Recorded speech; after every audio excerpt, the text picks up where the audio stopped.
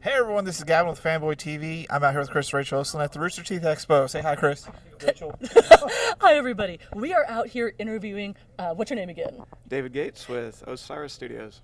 And we're super excited because David's actually producing an amazing looking steampunk game. Tell us a little bit about it. Sure, so Mr. Stagnation, it's a first-person shooter RTS hybrid. The core gameplay is going to be the first-person shooter side of things, where your team is going after control points that are going to capture resources for your team. The RTS side is the commander, which is a huge mech that's actually out in the first-person playable world, and he's going to use those resources to upgrade your team's weapons, your armor, and all that. So you just decided to be complicated and harden yourself to blend two genres that don't go together? You might as well throw in some tower defense in there. I completely disagree with that. Steampunk goes with everything. No, I'm talking about his... I'm talking about the first-person shooter and the RTS aspects. Those are two completely different game types. You're like, oh, let's put them together and make work on ourselves. Well, I figure, they're my two favorite game modes, so might as well just play one game instead of two. So what is your favorite real-time strategy game? So RTS, this is only the older guys are going to know this one, older guys and gals, but Dune for way back in the day. Dune? Dune. You got a Dune fan right here. Yep.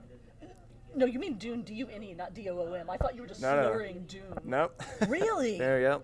Sorry, as we all know, I have an irrational love of all things Dune. Tell me more about...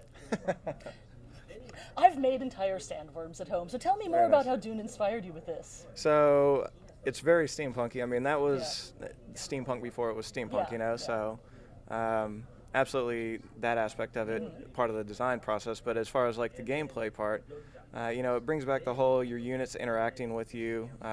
In Dune, they're all NPCs, so you don't actually get to control them. But technology has improved, and now we can make it better. So now, all the characters down there, they can follow your commands or choose not to. So the main inspiration behind the game was to create something that inspired and encouraged teamwork amongst the team. Do you have any crazy Dune references? Like, does anyone have to put their hand in a box? Does someone come out in an inappropriate thong at some point in time? Easter eggs are always a possibility and stuff like that. But right now, he's just trying to get me to play the game right now. That's all that's going on. It's all Dune references in the whole game. But no, it's we're mainly focusing on the core elements right now. We're still pretty early in development. We're early alphas right now. A couple of months from now, right around PAX Prime time, we're going to be in full-on beta. So you decided to make a steampunk-based game. Why not like a futuristic sci-fi shooter or one of the other bajillion those going around? Or one of the other bajillion, like steampunk seems to be kind of coming into its own, but you also verge on that point of it becoming a little too commercial. Like, how are you going to balance all that out to make sure that, you don't offend steampunk enthusiasts who are like, well, this is how, like, I didn't know there was a culture and an etiquette to steampunkery. Don't shake your head at me. Why don't we let him answer this exciting question?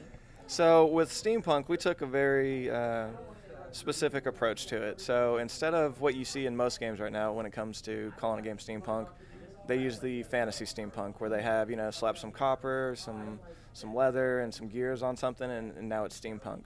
What we're doing is called practical steampunk. So everything serves a purpose. If there's actually gears on something, it's because, it actually turns something else, which, like our huge mechs. I think I love him now. Our huge mechs, actually, people are loving the detailed animations because beneath his breastplate, there's a huge gear that connects to his waist, and when he turns, it turns. So, I mean, it's all set up to be realistic. So when you look at some of our inspirations, such as like BioShock and Mad Max, it's all taking what you have available to you and then turning that into something that you can use. Tell me there's a Thunderdome scene.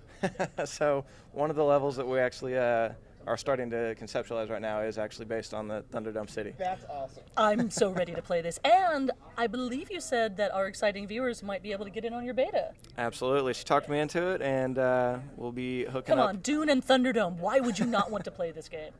Chris-Rachael can talk anybody into anything, just so you know. That's how she got on the show. Hey! Right? I can't do... Yes, and... anything else? You decided to put giant mechs in this game? Right, so that's not very steampunky. Well, that's more like, hey, mecha, anime, let's go. When you see these mechs, you'll completely do a 180 on that. So actually, this is one of them on our shirt here. So keep staring at it. And on top of that, anything can be made steampunk. There's a steampunk Boba Fett. I mean, come on. There's steampunk Care Bears. There are steampunk Care Bears because some of us need to have our childhoods ruined.